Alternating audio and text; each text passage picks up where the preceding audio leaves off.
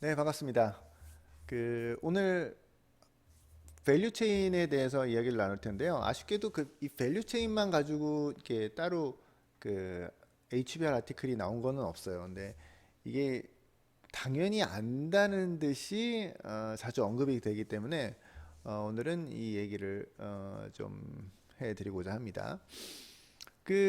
이번 주 토요일 날 4월 10일 날 우리가 토론을 또 하잖아요. 그래서 그 토론에 할 때 아주 중요한 내용 중에 하나니까 잘 들어보시고 또 이해 안 되시면 또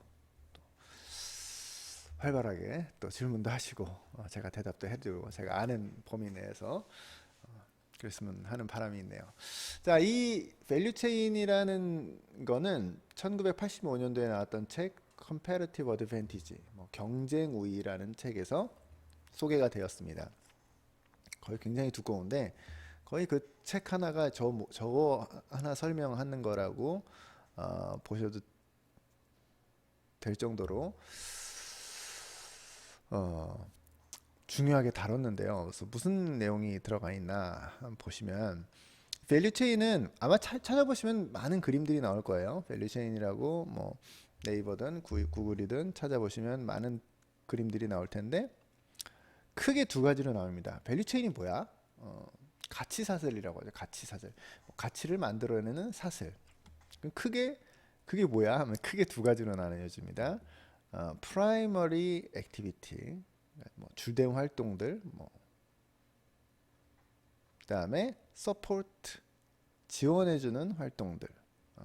그래서 요 위에 있는 게 지원 활동, 밑에 있는 게 primary, 본 활동, 뭐 본연의 활동, 뭐 이렇게 보시면 될 거예요. 이 밑에 있는 건 좀 쉬워요.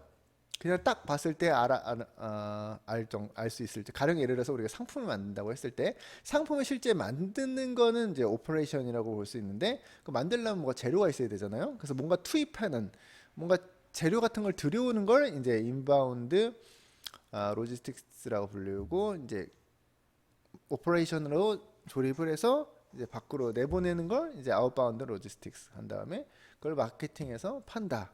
그다음에 고객 서비스를 해준다. 아주 쉽죠? 아주 쉽죠? 그래서 많은 상품이 다양한 상품이 있고 다양한 서비스가 있지만 어, 이 그냥 커다란 큰 틀 안에서 놓고 분석할 수 있다. 라는 거 이거 분석 툴이니까요. 그 다음에 이제 서포트 이런 본연의 활동들이 잘 될 수 있도록 도와주는 지원해주는 어, 지원 활동에는 구매 혹은 조달이란 뜻의 procurement, 그 다음에 뭐 R&D라고 봐도 될 거예요. 그래서 technology development, 그 다음에 사람이 필요하잖아요. 그러면 human resources management, 그 다음에 company infrastructure에서 뭐 infrastructure에는 뭐 전략기획, 재무, 법무, 뭐 기타 등등의 이런 활동들을 의미합니다. 그래서 이 전체 큰 틀을 전체를 볼 때 굉장히 중요하다. 자, 그래서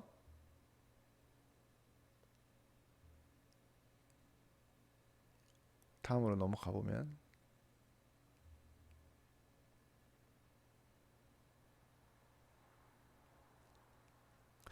잠깐 뭐 좋은 그림이 떠올랐어요. 제가 요거의 사례를 보여드릴 만한 좋은 그림을 떠났는데 그거를 여기다 안 넣네 하는 생각이 들어가지고 잠깐 멈칫했습니다. 예. 다음에 다음 강의 때 보여드릴게요. 내가 왜 안 넣었지 하는 생각이 들어서 잠깐 멈칫했습니다. 자, 그래서 경쟁 우위라 하면 뭐 이런 생각이 이런 이미지가 떠올라서 한번 넣어봤는데 뭐 회사와 회사가 경쟁을 한다 했을 때 경쟁을 하는 거잖아요. 경쟁을 했을 때 뭔가 내가 우위에 서려면 어떤 활동들을 해야 되냐. 결국 활동을 해서 경쟁 우위에 쓰는 건데 뭐 왼쪽에 있는 얘 입장에서 보면 뭔가 앞발을 뒤져서 높은 포지션을 차지하고 그 순간에 팔을 빨리 들어서 공격할 준비를 하고 뭐 뒷다리는 당당하게 받쳐 뭐 그런 전체로 봤을 땐 하나지만 그 세부적인 신체 부위나 어떤 무게 중심 이런 것들에 생각할 게 많겠죠. 그래서 똑같아. 어떻게 보면 그 덩치도 비슷하고 똑같이 사자고 똑같이 갈퀴가 있고 뭐 똑같이 발톱, 손톱 있고 이빨이 있고 한데 어떻게 하면 내가 경쟁 우위에 설 수 있을까는 결국 어떤 활동들을 하느냐에 달려 있다라는 거죠. 그래서 그 왜 체인이야? 각각의 활동들이 유기적으로 연결돼. 뭐 블록체인 하는 것, 블록체인이라고 부르는 거나 마찬가지로 이런 걸 가치 사슬이라 부른다. 그러니까 연결됐다는 링키지 된 거, 그 단어도 굉장히 핵심 단어로 자주 나오는 그런 단어입니다. 이게 뭔가 연결되어 있는. 그래서 fit이라는 단어도 키워드죠. 우리가 피트니스 할 때 그 fit, 내 몸이 fit돼 있다. fit, 뭔가 딱 맞다. 뭐 너무 넘치지도 않고 부족하지도 않고 딱 fit돼 있는. 그래서 회사에서 하는 활동들도 딱 fit이 되도록 만들려면 일단 분석이 돼야 되겠죠. 원하는 게 뭐고 내가 하는 활동들이 뭐고 그런 것들이 유기적으로 연결돼야 된다. 그러니까 그런 지금 느낌을 전달드리기 위해서 계속 비슷한 표현이나 단어들을 반복 드리는 겁니다.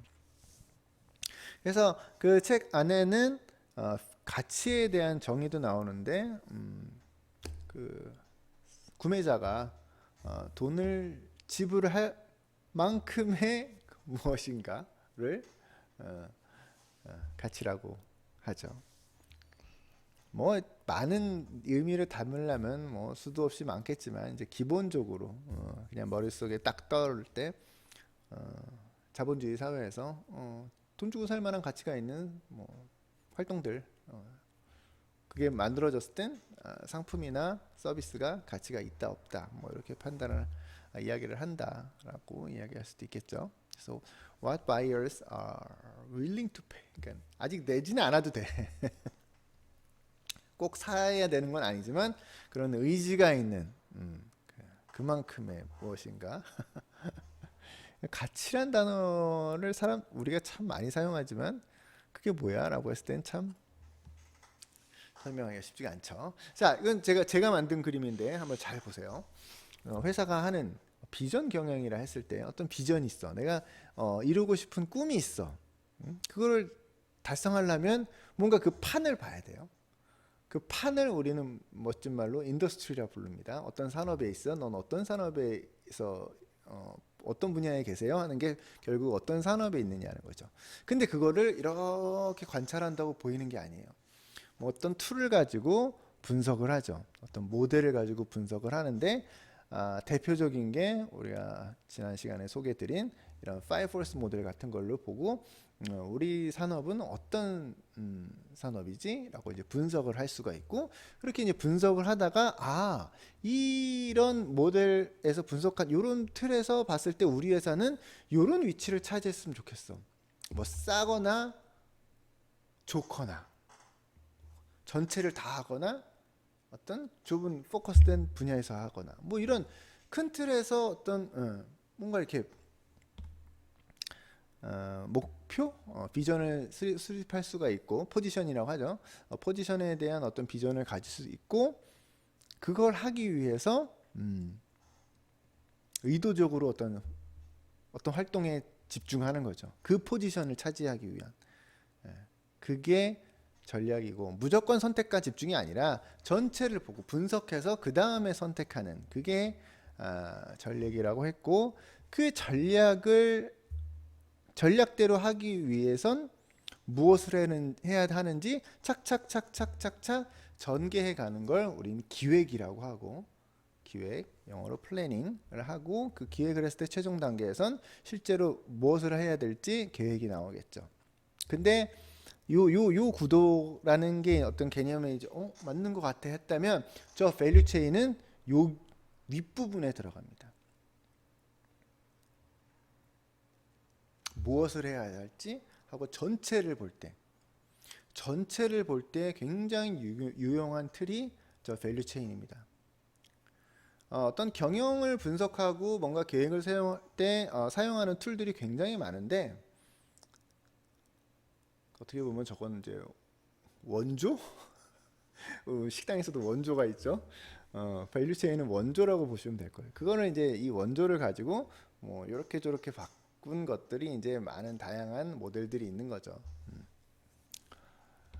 그 뭐 요즘 창업할 때 많이 쓰는 단 뭐 그런 뭐 나인블럭인가 뭐 그런 것들도 있고 뭐 그런 건 나중에 또 좀 우리 창업에 대해서 다룰 때 한번 소개를 드리도록 하겠습니다. 근데 그것도 결국 이렇게 비틀어 보면 다 이 밸류 체인에서 시작돼 나온 거라는 것을 알 수 있습니다. 이렇게 보면 이제 되게 쉽잖아요. 별거 없네. 그리고 이제 다시 전에 우리가 전략을 얘기했을 때 제가 그 아티클에 나온 걸 이제 다 핵심 단어는 넣으려니까 이렇게 좀 복잡해졌지만 결국은 어떤 저런 부분의 어떤 포지셔닝 위치를 차지하기 위해서 해야 할 결국은 행동이다. 우리가 어떤 활동을 해야 되느냐.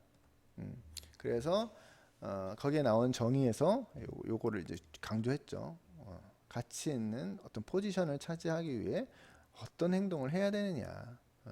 다다라는 거 아니라 안 해야 될 거 안 하고 어떤 걸 선택해서 해야 되느냐. 그걸 강조드렸죠. 그 느낌이 이제 자꾸 이제 여러분 뒤에 마음속에 여러분의 계속 이렇게 핵심을 심어드리고 싶고 그래서 결국 밸류 체인은 저 활동들이다. 그래서 그게 결국 프로세스다. 프로세스나 활동이나 똑같은 거다. 이렇게 보시면 될 거고요. 둘 다 할 일이죠. 그럼 왜 단어를 다르겠어요? 뭐 이렇게 생각하시면 될 것 같아요. 일단은 밸류 체인이 그러니까 그렇게 부르는 거죠. 이거는 이렇게 과학적인 논리가 있는 거 아니잖아요. 무슨 뭐 단어 뜻에 있는 게 아니고. 근데 이렇게 보시면 될 것 같아요.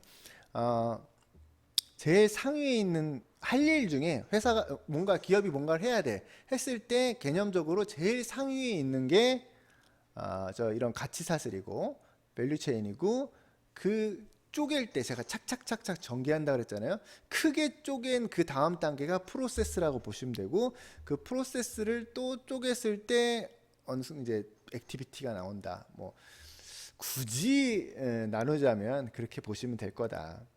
하지만 결국 그냥 할 일이라고 보시면 된다. 근데 우리가 용어를 막 사용을 하잖아요. 뭐 프로세스가 어쩌고 액티비티가 어쩌고 뭐 밸류 체인이 어쩌고 할 땐 굳이 그 위계 질서를 나눈다면 제일 큰 게 회사가 전체 하는 일 밸류 체인. 그 밑에 프로세스. 근데 프로세스도 또 이제 뭐 서브 프로세스, 뭐 서브 프로세스 이렇게 나눌 수도 있어요. 근데 그냥 개념상 그 프로세스 밑엔 또 액티비티. 또 액티비티도 또 나누다 보면 나중에 뭐 프로시스죠, 뭐 절차, 뭐 이런 식으로도 갈 수도 있죠. 근데 섞어서 쓰기 때문에 제가 그랬죠 항상 단어에는 협의와 광의가 있고 네로우 미닝과 브로드 미닝이 있고 그게 또 막 겹치기도 해요. 근데 우리 이제 전문가가 될 거니까 그리고 전문가이고 이런 단어들을 그냥 쓰는 게 아니라 그래도 머릿속에라도 뭔가 정리가 돼서 이야기하려 하니 그렇게 정리하시면 될 것 같다는 것이고 그런 내용들은 제가 뭐 제 생각으로 정리한 건 제 생각이지만 이제 이런 위계질서 같은 것도 어떤 다 책에 기반한 내용들이다. 뭐 그런 것도 또 한 단계 더 들어갈 때 설명을 드릴 거다. 지금은 이제 전체 큰 그림 밸류 체인이 뭐야 도대체? 자꾸 나오는데 저게 뭐야? 라는 개념을 가능한 쉽게 설명드리고자 하는 거고요. 여기서 핵심. 자, 집중 박수 3번. 자, 이거를 보면 저도 참 헷갈렸는데 밸류 체인을 보면요. 지금도 그러시는 분들 계실 수도 있어. 조직도가 떠올라요. 조직도가 아닙니다. 조직도는 이렇게 어디 있는 거잖아요. 어떤 팀, 뭐 사람. 밸류 체인은 프로세스, 액티비티 다 마찬가지로 할 일입니다. 조직도가 아니라 할 일입니다.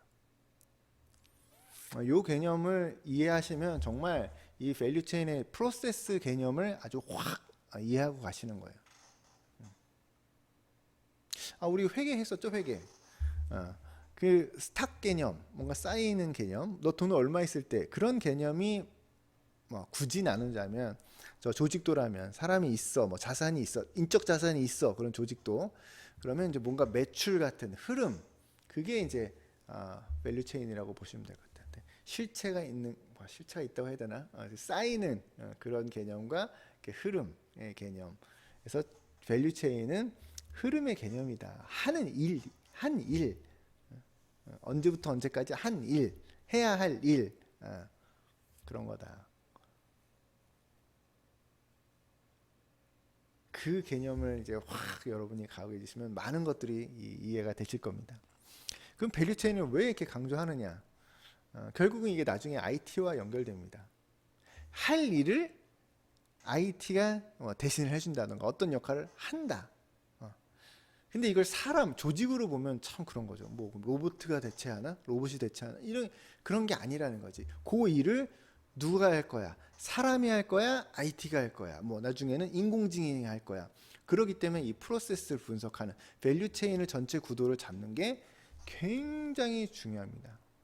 나중에 IT를 이해하고 AI를 이해하고 전체 회사의 할 일을 설계하고 뭐 전략을 하고 하는데 이런 개념적인 이해가 아주 많이 중요합니다. 그래서 근데 이거를 외우는 게 되는 게 아니야. 막 외웠다가 까먹고 그게 아니라 그냥 이게 막 쌓여야 돼. 완벽하게 뭐 100%, 150%, 200% 내가 완전히 이해해서 내 것으로 만들었을 때 그게 나중에 응용이 됩니다. 그래서 제가 이제 이야기식으로 가능하면 천천히 가능한 쉽게 이야기 드리려고 하는 거죠.